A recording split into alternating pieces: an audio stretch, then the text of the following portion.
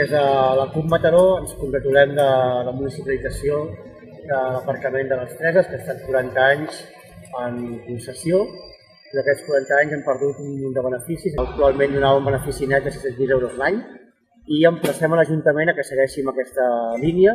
i municipalitzi la resta d'aparcaments actualment en concessions d'empreses privades, així com la resta de serveis